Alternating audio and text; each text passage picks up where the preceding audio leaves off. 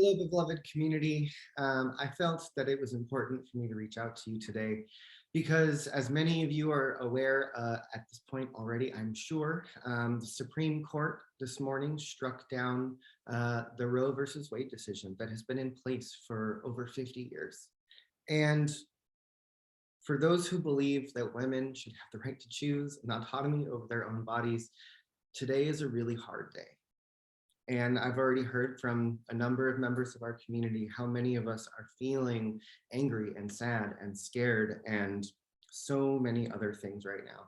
And to be honest, I'm feeling the same thing. You know, when we look at the way that this decision was written and some of the opinions of some of the justices, there are implications here. There is the possibility that this is only the first of many laws, many decisions, many of our rights and liberties to be looked at, to be reevaluated, and possibly pulled back. And I want us to think for a moment that in this community, in our CSL Santa Cruz community here, we are a community who says we are dedicated to possibility.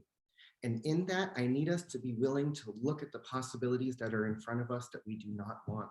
And we need to take them as the invitation and as the call for action. Because if we look at what could come from today, hard to think about. But for us, that has to be the invitation. We have to stand up. We have to band together. We have to find our voice and say no, to stand up against the things that do not work for us and to say yes to that which does. And so, my friends, I want us to remember that we are not powerless, that we have the power of choice. We have the power of prayer. We have the power of consciousness, of our collective consciousness. We have the power of community. We have the power to vote. We have the power to march. We have the power to stand up. And so remember, my friends, today that you are not powerless. In the face of what may seem like backwards motion, let us take it as the pressure that invites us to spring forward into new and possible ways of doing and being.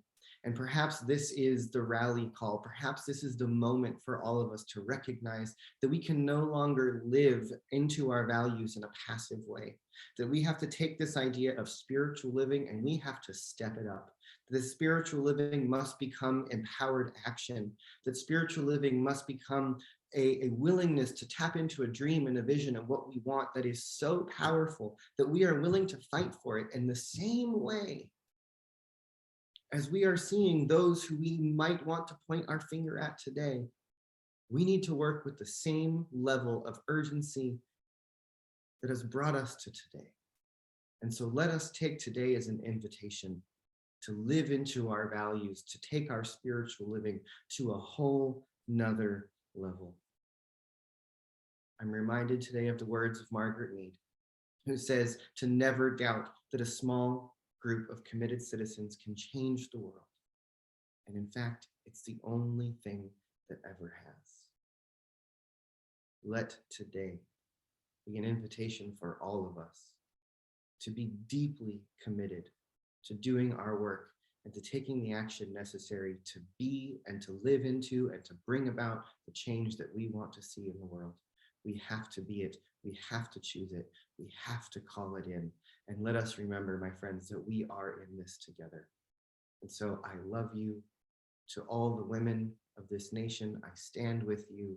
And to anyone who's in fear today, remember that we are in this together and that we have power.